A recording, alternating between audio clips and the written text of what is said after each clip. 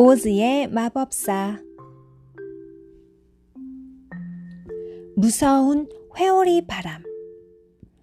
도로시는 미국 캔자스주의 드넓은 들판에서 살고 있었습니다. 고아인 도로시는 농부 헨리 아저씨와 엠 아주머니 내외와 함께 살았죠. 세 사람이 사는 작은 집은 방 한 칸이 전부였어요.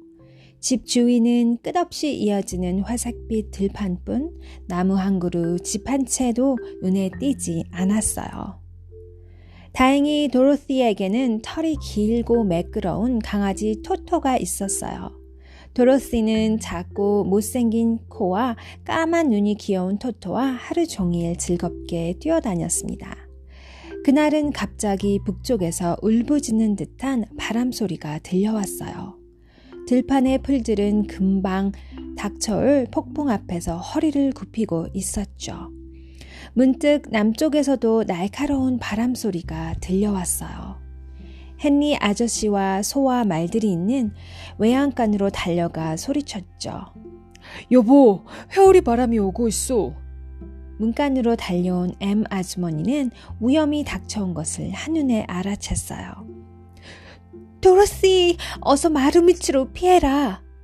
그 소리에 토토가 놀라서 침대 밑에 숨어버렸죠. 도로시는 강아지를 쫓아갔어요. 아주머니는 덜덜 떨면서 마루 밑으로 들어가는 뚜껑 문을 열고 몸을 숨겼습니다. 도로시가 토토를 막 품에 안았을 때 갑자기 엄청난 바람소리와 함께 집이 통째로 흔들리기 시작했어요. 도로시는 엉덩방아를 찢고 말았죠. 그 순간 이상한 일이 일어났어요. 집이 두세 번 빙글빙글 도는가 싶더니 두둥실 공중으로 떠오른 것이었어요. 그건 마치 큰 풍선에 실려 하늘로 올라가는 느낌이 들었어요.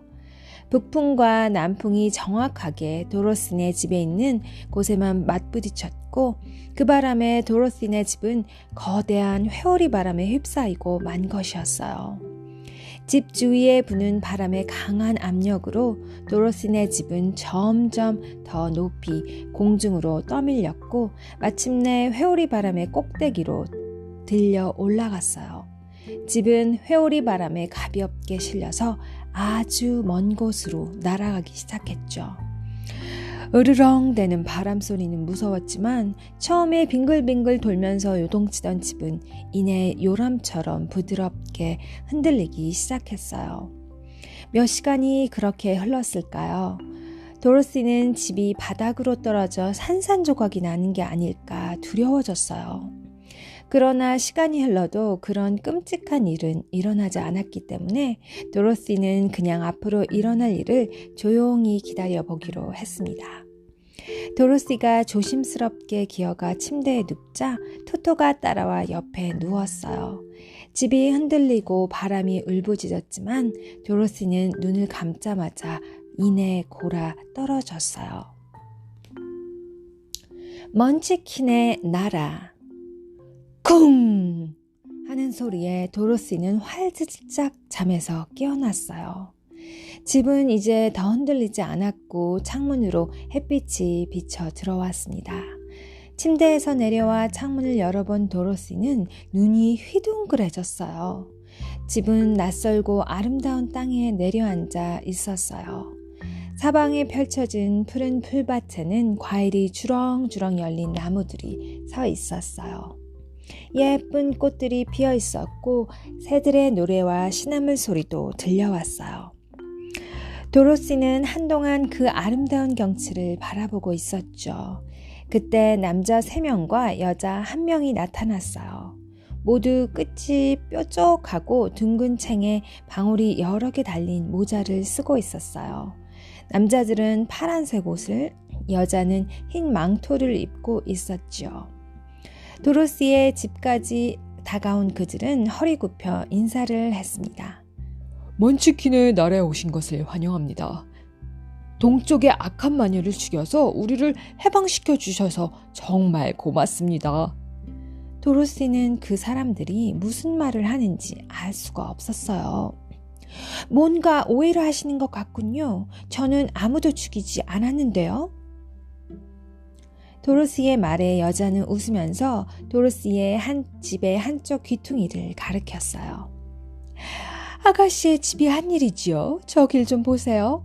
마녀의 발이 보이네요. 도로시는 비명을 질렀어요. 도로시의 집 아래 뾰족한 은구두를 신은 두 발이 깔려 있었기 때문이었어요. 어쩌면 좋아? 저 사람이 대체 누구예요? 동쪽의 악한 마녀랍니다. 오랫동안 먼치킨들을 노예처럼 부렸죠. 이제 마녀에게서 해방된 먼치킨들이 감사 인사를 하러 온 거예요. 그럼 할머니도 먼치킨이에요? 아, 나는 북쪽의 마녀예요. 먼치킨들의 친구랍니다. 어머나? 그럼 할머니가 마녀란 말이에요? 나는 착한 마녀지요. 하지만 나는 먼치킨들을 구해줄 만큼 강하지 않거든요. 도로시는 약간 겁먹은 얼굴로 말했어요. 저는 지금껏 마녀들은 모두 심술쟁이인 줄만 알았어요. 천만에 위대한 마법사 오즈의 나라에 사는 네 마녀 중 북쪽과 남쪽의 마녀는 착하답니다. 하지만 동쪽과 서쪽에는 악한 마녀가 살았지요. 이제 아가씨가 악한 마녀 하나를 죽였으니 남은 건 하나뿐이로군요. 여기에 마법사도 있나요? 마녀는 소리를 낮춰서 속삭이듯이 말했어요. 오즈는 가장 위대한 마법사랍니다. 에메랄드시에 살고 있지요. 바로 그때 먼치킨들이 마녀가 깔려있던 자리를 가리켰어요. 그곳에는 놀랍게도 마녀의 두 발은 온데간데 없이 사라지고 은구두 두 짝만 남아있었어요. 마녀는 햇볕에 말라 없어졌군요.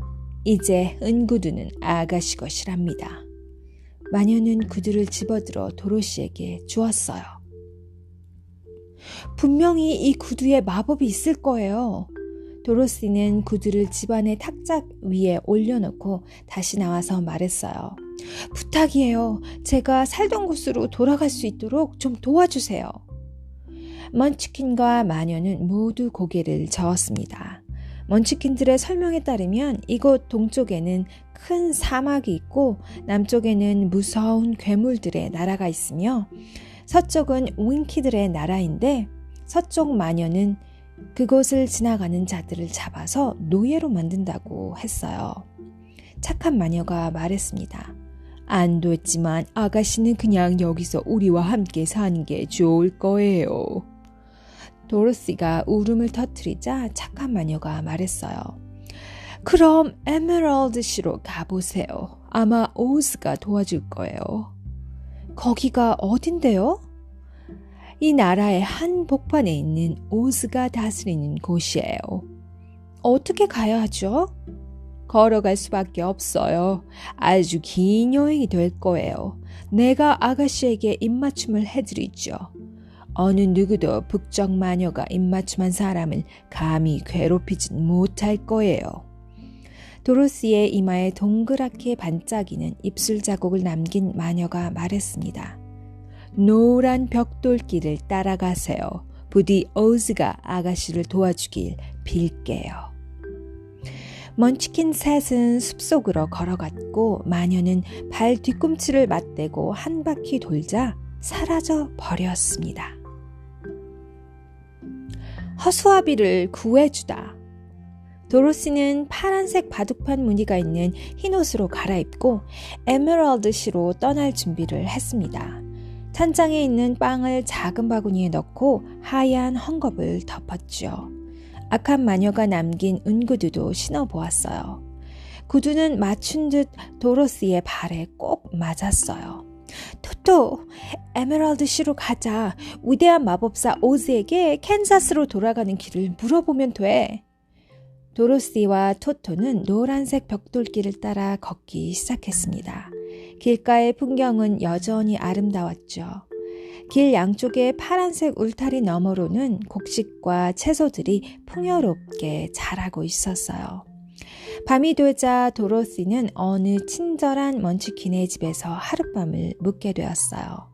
이튿날 다시 노란 벽돌길을 따라 한참을 걸어간 도로시는 잠시 쉬려고 길가의 울타리 위에 올라앉았습니다.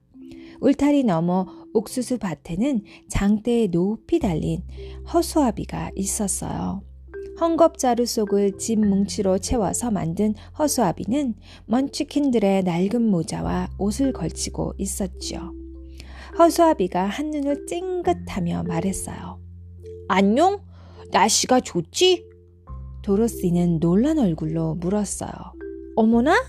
말을 할 줄 아니? 물론이지. 난 밤낮 이렇게 매달려 있단다. 얼마나 지겨운지 몰라. 내려올 수는 없는 거야? 등에 꽂혀있는 장대 때문에 안 돼. 내가 이 장대를 빼준다면 정말 고마울 텐데. 도로시는 두 팔을 뻗어서 허수아비를 장대에서 빼주었어요. 지프로 만들어진 허수아비는 아주 가벼웠어요. 땅에 내려진 그는 말했죠. 고마워. 새로 태어난 기분이야. 그런데 넌 누구니? 난 도로시라고 해. 고향으로 돌아가게 해달라고 부탁하러 마법사 오즈를 찾아 에메랄드 시로 가는 길이야. 혹시 네가 길을 알고 있니? 허수아비가 슬픈 얼굴로 말했죠. 난 아무것도 몰라. 보다시피 내 머리는 지프로 만들어져서 두뇌가 없거든. 정말 안 됐구나. 근데 혹시 오즈의 마법사가 나한테 두뇌를 줄 수 있을까? 글쎄, 어쨌든 함께 가보겠니? 좋아, 함께 갈게. 하긴 몸이 지프로 만들어져서 좋은 점도 있단다. 다치는 일이 없거든. 도로시는 허수아비와 함께 에메랄드 시를 향해 걷기 시작했습니다. 허수아비가 말했어요. 그 바구니는 내가 들고 갈게. 난 피곤해지는 법이 없거든. 정오쯤 되자 둘은 길 옆에 작은 시냇가에 앉았어요. 도로시가 바구니에서 빵을 꺼내 허수아비에게 한 조각을 건넸지만 허수아비는 받지 않았어요. 다행히 나는 배고픈 걸 몰라. 내 입은 그저 물감으로 그린 거잖아. 점심을 먹은 뒤에 도로시는 허수아비에게 캔자스 이야기를 들려주었습니다. 그곳은 온통 회색뿐이며 토토와 함께 회오리 바람에 실려서 이 낯선 땅에 왔다고 설명을 했죠. 그런데 너는 이 아름다운 땅을 두고 왜 메마르고 쓸쓸한 캔자스로 돌아가려 하는 거니? 허수아비가 묻는 말에 도로시가 대답했어요. 우리 인간들은 누구나 고향으로 돌아가고 싶어 해. 고향만큼 정다운 곳은 없거든. 허수아비는 한숨을 쉬고 나서 농부가 자기를 만들 때의 이야기를 해주었습니다. 맨 처음에 농부가 귀를 그려주자 농부들이 하는 말을 들을 수 있었고 그 다음에 눈을 그려주자 주위 모든 것을 볼 수 있었다는 이야기는 참 재미있었어요. 허수아비가 말했습니다. 처음에 나는 입은 무엇에 쓰는 건지도 몰랐어. 농부는 몸뚱이와 팔다리를 만들어 내 머리에 붙여주었지. 그런 다음에 옥수수 밭에 장대를 세우고 그 끝에 나를 올려놓았어. 그는 나를 혼자 둔 채 떠나버렸지. 나는 꼼짝없이 그 장대 위에 매달려서 수많은 새를 쫓아야만 했어. 새들이 처음에 사람인 줄 알고 놀라서 도망치는 모습을 보고 허수아비는 으쓱한 기분이 들었다고 했어요. 하지만 얼마 뒤 지프로 만든 허수아비라는 사실을 알아차린 새들이 옥수수를 마음껏 쪼아먹게 되자 허수아비는 몹시 슬펐다고 했습니다. 늙은 까마귀는 내 머릿속에 두뇌가 있다면 훌륭한 인간이 되었을 거라고 말했어. 까마귀들이 날아간 뒤에 나는 줄곧 그 말을 생각했지. 그리고 반드시 두뇌를 얻어야겠다고 결심했어. 바로 그때 운 좋게도 내가 나타나서 나를 장대에서 내려줬어. 너를 만나고 나서 나는 에메랄드 시에 가서 위대한 마법사 오즈에게 두뇌를 얻어야겠다고 생각한 거야. 도로시는 진지하게 말했어요.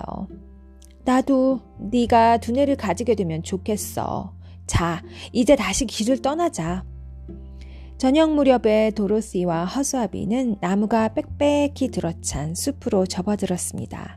그들은 숲속에서 통나무로 만든 작은 오두막을 발견하고 그곳에서 하룻밤을 쉬기로 했습니다. 집 안에 나뭇잎으로 만든 침대가 보였어요.